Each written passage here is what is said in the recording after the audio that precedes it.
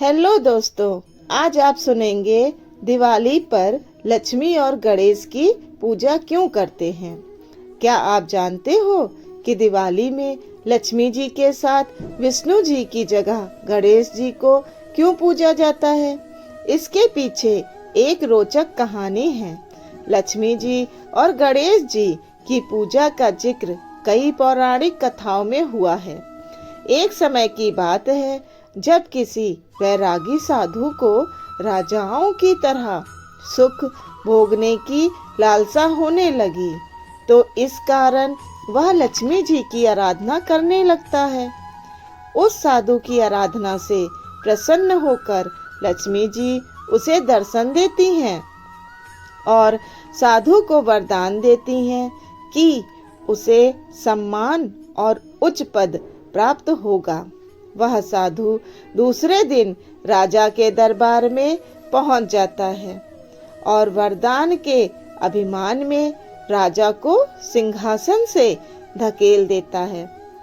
साधु को पकड़ने के लिए सिपाही उसकी तरफ दौड़ते हैं, लेकिन तभी राजा के मुकुट से एक काला नाग निकल आता है।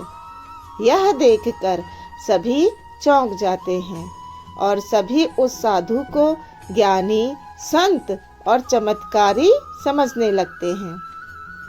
वहां दरबार में मौजूद सभी उस साधु की जय जयकार करने लगते हैं। राजा भी साधु से खुश होकर उसे अपना मंत्री बना देते हैं।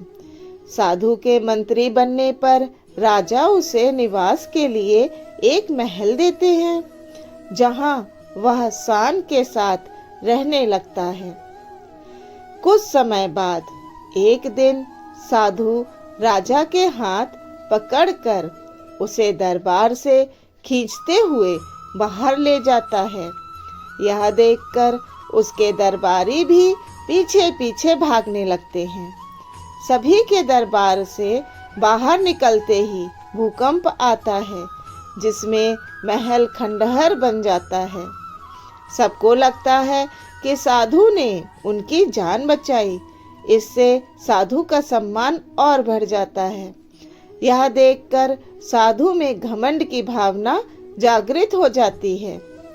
इसके कुछ दिनों बाद एक सुबह राजमहल में घूम रहा होता है। तभी उसकी नजर गणेश जी की मूर्ति पर पड़ती है। साधु को वह प्रतिमा अच्छी नहीं लगती, तो वह उसे हटवा देता है। इससे गणेश जी साधु से रुष्ट हो जाते हैं और उसकी बुद्धि भ्रष्ट कर देते हैं।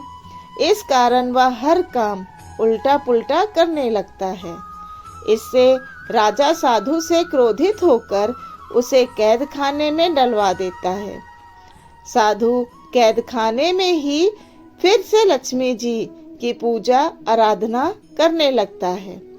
कुछ समय बाद लक्ष्मी जी साधु को दर्शन देती हैं और कहती हैं कि तुमने गणेश जी को रुष्ट किया है, इसलिए तुम्हें गणेश जी की पूजा कर उन्हें प्रसन्न करना होगा। लक्ष्मी जी की बात सुनकर साधु गणेश जी की आराधना करने लगता है। इससे गणेश जी प्रसन्न हो जाते हैं और उनका क्रोध शांत हो जाता है।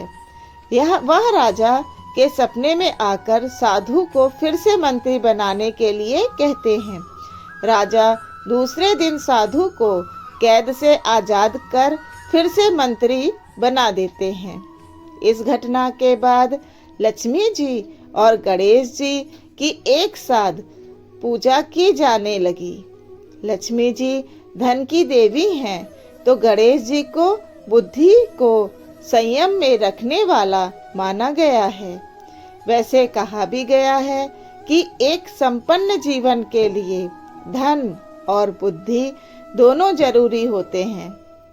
इसलिए लक्ष्मी जी और गणेश जी की पूजा साथ में की जाती है। धन्यवाद।